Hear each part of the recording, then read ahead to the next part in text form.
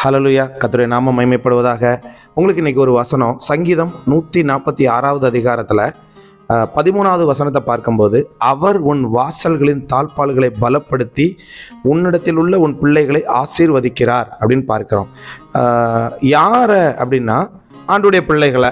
அதுக்கும் மேலே சொன்னால் 11வது வசனத்தில் பார்க்கும்போது, தமக்கு பயந்து தமது கிருபைக்காக காத்திருக்கிறவர் மேல் கர்த்தர் பிரியமாக இருக்கிறான்னு பார்க்கிறோம். அப்போ அவருக்கு பயந்து இருக்கிறவங்களுக்கு, அவருடைய பிள்ளைகளுக்கு கர்த்தர் என்ன பண்ணுறாருன்னா தாழ்பால்களை பலப்படுத்துறாரு.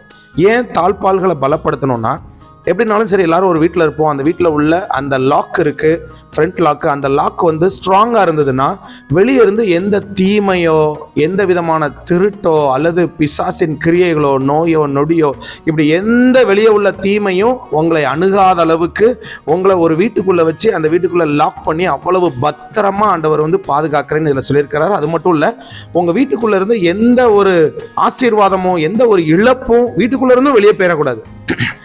அந்த மாதிரி ஆண்டவர் வந்து உங்க வீட்டோட தாழ்பால்களை பலப்படுத்தி அவங்களை என்ன பண்றாரு, பாதுகாக்கிறார்.